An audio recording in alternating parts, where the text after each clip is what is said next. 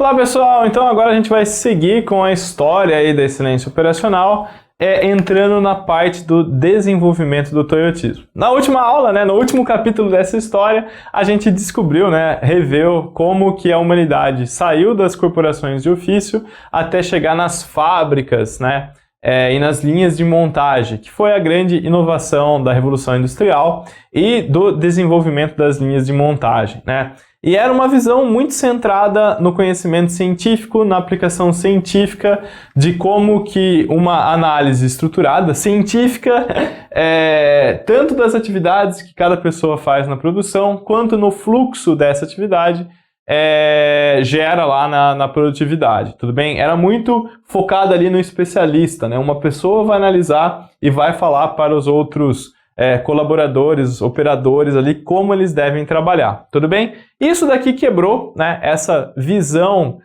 centrada no especialista quebrou durante a ascensão da Toyota e o desenvolvimento, o ressurgimento da indústria japonesa no final da Segunda Guerra Mundial. E é interessante a gente pensar nisso, em o que fez a gente quebrar esse modelo que tinha uma competitividade interessante, E para a gente entender isso, a gente tem que entender o contexto do Japão no final da Segunda Guerra Mundial, tá?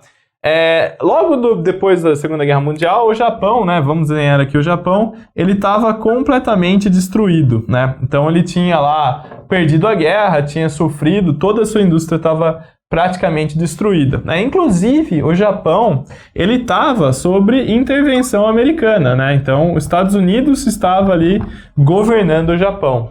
Só que no final da Segunda Guerra Mundial, eles começaram a ver, que a União Soviética, com outro modelo de mundo ali, estava surgindo também, E estava tendo esse conflito ideológico entre os Estados Unidos e a União Soviética. E o Japão sempre foi um país muito chave ali, no Extremo Oriente, na Ásia, por assim se dizer, E os Estados Unidos falou, a gente tem que ter o Japão como aliado, a gente tem que ter o Japão, como um membro ali do capitalismo. E para a gente construir no Japão um modelo de capitalismo, a gente precisa que o Japão tenha uma indústria forte, tenha uma sociedade industrial moderna, que consiga ali produzir bens e serviços e propor a felicidade do jeito capitalista da coisa, tá?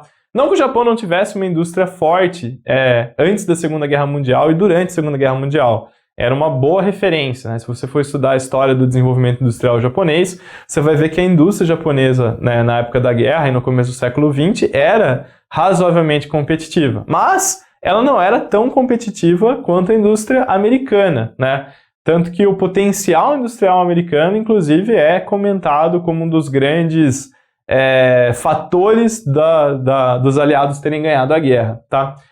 Mas, então, eles pegaram e começaram a reconstruir o Japão. E os japoneses que estavam lá, muita gente boa estava interessado em ter a sua indústria reconstruída, Tanto que tinha até uma organização lá dentro, chamada de JUSE, JUSE é Japanese Union of Scientists and Engineers, O Sindicato Japonês de Cientistas e Engenheiros, Muita gente que trabalhava ali na produção, muitos gerentes de indústrias japonesas que tinham sobrevivido, obviamente, eles estavam lá e eles tinham essa iniciativa. Daí os Estados Unidos olhou para a JUSE e falou, vocês topam aí construir um modelo de capitalismo no Japão? Ah, topamos. Daí os Estados Unidos mandou uma série dos seus especialistas, de produção, e foram enviados para o Japão, Só que o Japão, devido às várias mortes que ocorreram na guerra, eles tinham uma legislação bem peculiar, Nessa legislação, inclusive, estava comentando que as empresas que tinham ainda colaboradores funcionando lá não mais poderiam demitir essas pessoas. Então tinha que trabalhar com o que tinha ali, e tinha que tentar ter o melhor daqueles recursos limitados que o país tinha, Então eles estavam com isso já na cabeça. A gente não pode enfiar a goela abaixo as coisas nesses operadores, E eu não tenho grandes especialistas. Como é que eu posso maximizar o aprendizado em como realizar as atividades para todo esse pessoal aí, tá? Outra coisa interessante é que esses especialistas americanos que foram para o Japão ajudar na reconstrução, eles eram todos caras aí extremamente focados no método científico, eles eram cientistas, eles eram pessoas da academia, né? E eles entendiam que, muitas vezes, para você desenvolver uma atividade que fosse competitiva, você tinha que aplicar o método científico, você tinha que pensar naquela atividade, né? Em linhas gerais, como é que funciona esse método científico, tá? O método científico, independente se você for fazer ele para um fenômeno biológico ou físico, ou se você for fazer ele para um fenômeno que acontece numa linha de produção, ele sempre começa a partir da observação de um fato. Por exemplo, nossa, a minha madeira sempre quebra quando eu tento cortar ela assim, e isso daí está me causando um prejuízo, né? Então eu tenho uma perda de material. Isso é um fato. É um fato indesejável que eu estou observando. Daí, a partir desse fato, eu quero mudar esse fato. Então, para eu mudar esse fato, eu preciso ir lá e fazer uma análise. E a partir dessa análise, eu tenho uma hipótese, uma teoria para explicar aquele fato, né? Então, nossa, eu estou perdendo muita madeira. Eu vou lá, olho lá a minha serra e vejo que a minha serra está descalibrada. Então, isso é uma análise. Então, eu tenho uma hipótese. Olha, eu estou perdendo madeira porque a minha serra está desbalanceada e isso faz quebrar, certo? É isso que faz a observação e era isso que faziam os especialistas no Ocidente para melhorar o processo. Ia lá, observava, analisava e tinha uma teoria. A partir dessa teoria, eu tenho uma predição, né? Um fato previsto, né? Então, se eu estou perdendo muita madeira porque a minha serra está descalibrada, se eu calibrar a minha serra, eu vou parar de perder madeira, correto? Isso é um fato. Só que isso daí não necessariamente é verdade. Isso está só dentro da nossa cabeça, né? Eu posso recalibrar a serra e daí entra a parte do que a gente chama de experimento no método científico, né? Eu executo aquela mudança que a minha teoria me prevê e eu vejo o que de fato acontece.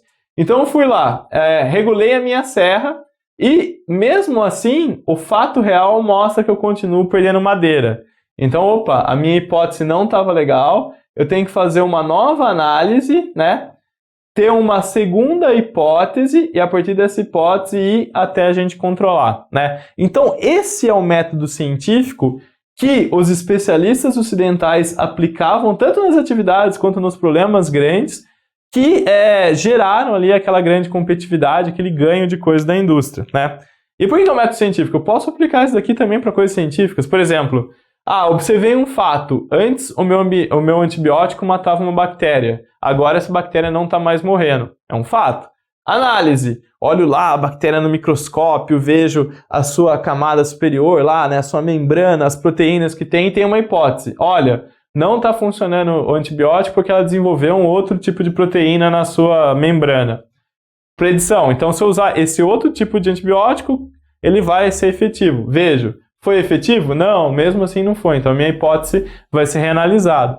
Então, esse método científico aplicado à produção é o que dava competitividade e o que sempre deu a competitividade para análises individuais. Agora, quando isso chegou lá nos ouvidos japoneses, nos especialistas japoneses, eles ficaram doidos e falaram, nossa, que legal isso daqui, é isso mesmo. Só que eles olharam lá para o operador deles, né, e eles viram que, primeiro, eu não tenho uma quantidade enorme de especialistas formados. Eu não tenho tanto engenheiro assim no Japão do pós-guerra, muitos tinham morrido, para ir lá e mexer naquilo ali. Então, eu vou ter que ensinar esse cara aqui que está na linha a correr esse método científico e analisar o que ele está fazendo. Daí veio o conceito japonês de que a gente chama de Kaizen, né? Aquela pequena melhoria que acontece na linha. Eles desenvolveram ferramentas para desenvolver essa visão aqui nas pessoas da linha. E eles poderiam olhar o que eles estavam fazendo e autonomamente ir melhorando aquilo ali, né? Eles, inclusive, criaram um roteiro, né? Roteiro famoso, roteiro do ciclo PDCA, né? Que é o ciclo de melhoria, né? Então, a gente tem que mudar. Então, primeiro a gente analisa o nosso problema, tem uma hipótese e vê o que a gente vai fazer. Daí a gente executa essa mudança. né? Planejar, fazer, né? Plan, do.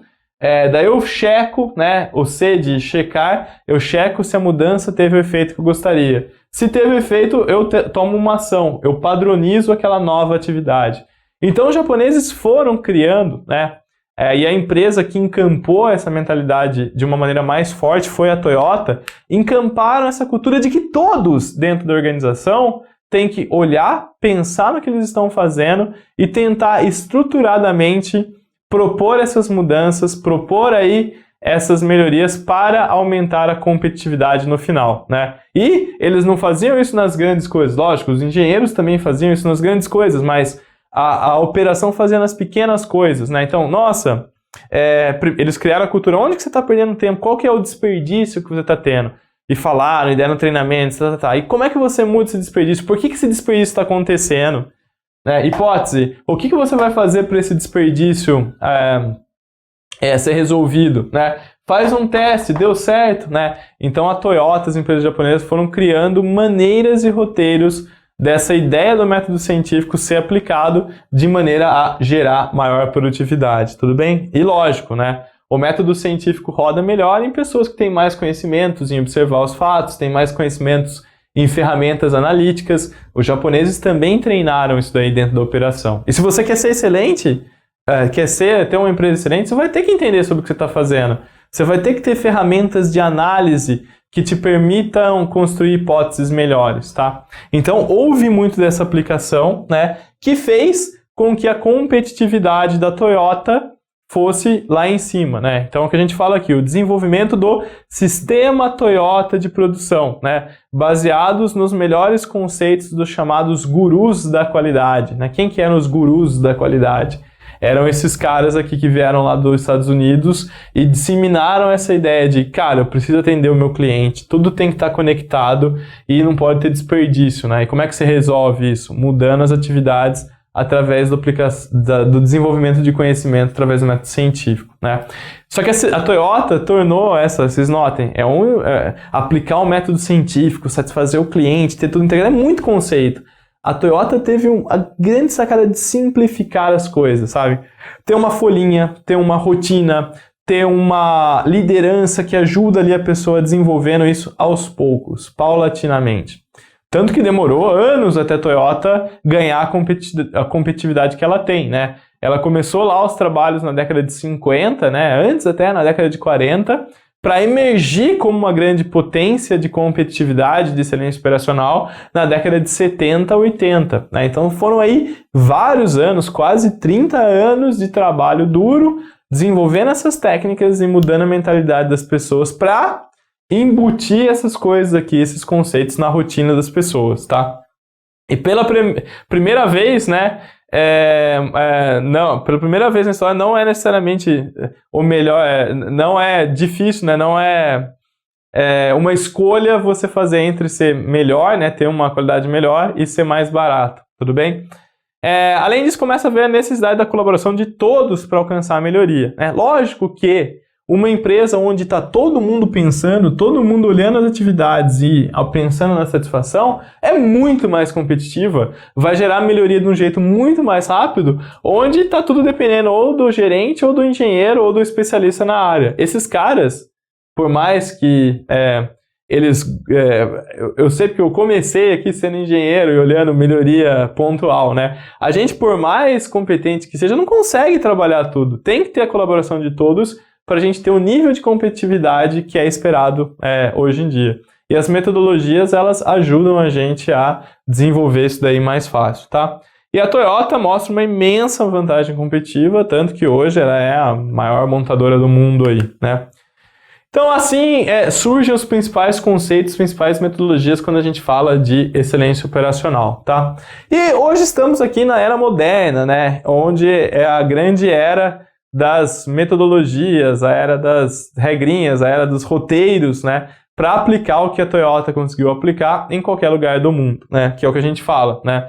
O Ocidente redescobre a excelência operacional, redescobre a importância de pensar nos processos, de fazer as pessoas pensarem no processo, a hora que as montadoras americanas começam a declinar e perder vendas para a Toyota, né. Então eles redescobrem tudo isso e começa o Ocidente a criar as suas ferramentas, criar as suas metodologias para fazer isso, né? Exemplo dessas metodologias, dessas iniciativas, Por exemplo, a ISO, né? A ISO foi uma iniciativa para disseminar o sistema de gestão, né? Para que as empresas tenham qualidade, para padronizar essas coisas, né? ISO 9000.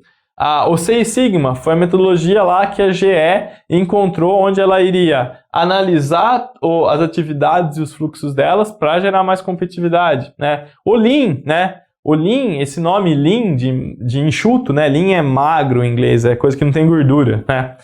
Não que gordura seja necessariamente ruim, mas de tipo, tá só o que necessita, não tem nada que é reserva, né? Gordura mesmo, né? A ideia, esse nome Lean, ele surgiu de uma iniciativa onde pesquisadores americanos lá do MIT, né, que é uma grande referência científica nos Estados Unidos, foram até o Japão entender como os japoneses, como a Toyota estava produzindo seus carros. Eles viram, cara, eles são enxutos, né? Eles não têm nenhum desperdício. Por quê? Eles treinaram a sua operação a enxergar desperdício e a eliminar o desperdício com roteiros como o ciclo PDCA, né? Também tem um modelo de melhoria, o WCM, né? O WCM é uma maneira das empresas grandes consolidarem aí essa aplicação do Lean em suas empresas, né? Que é uma coisa, não é uma coisa cultural do Japão, pode ser implementado, essa ideia, né, de excelência operacional pode ser implementada em qualquer empresa. A gente vê, inclusive, excelentes exemplos aqui no Brasil, né? Começa-se também a criar diversas metodologias para que todos possam chegar lá, né? A parte humana é muito consolidada, disseminada, né? Como que eu posso trabalhar as pessoas para que elas pensem cada vez mais em melhorar as atividades dela e gerar benefícios. A automação e a tecnologia também está com uma componente muito legal, principalmente hoje em dia, né? Como é que eu posso usar as inovações tecnológicas para melhorar as atividades, melhorar o fluxo, alinhar tudo isso daqui e ser mais consistentemente e consistentemente entregar melhor o que o meu cliente quer, né? Satisfazer melhor o meu cliente. E o futuro ainda é incerto, né? Eu vou ter a humildade aqui de dizer que a gente não sabe para onde a gente vai. Lógico, tem tendências interessantes, né? A gente fala de indústria 4.0, que é aplicar inteligência artificial na linha de montagem, nas atividades, isso funciona, né? Embora, às vezes, a gente coloque mais, né, amor ali numa novidade do que ela realmente traga de benefício, mas sim, existem iniciativas que tornam a empresa mais competitiva aplicando esses conceitos de internet das coisas, de automação, de aprendizado de máquina e tudo mais, tá? Mas, né, é incerto, né? O bom e velho jeitão da Toyota, das pessoas pensando o que estão fazendo ainda também torna as empresas muito competitivas. Beleza? Então esse é um pouquinho da retrospectiva histórica. Eu fui aqui bem amplo, né? Eu demorei bastante comentando, porque são conceitos importantes, sabe? A gente nunca vai ser excelente se a gente não pensar no que a gente está fazendo, se a gente não quebrar essas barreiras, se a gente não colocar aprendizado na nossa rotina e a gente não mudar constantemente o desempenho aí dos nossos processos internos. Belezinha? Então, isso é da onde que a gente veio. Na aula que vem, a gente vai ver um pouco como é que está o mercado hoje, né? O que as empresas estão querendo das pessoas que trabalham com excelência operacional. Até mais!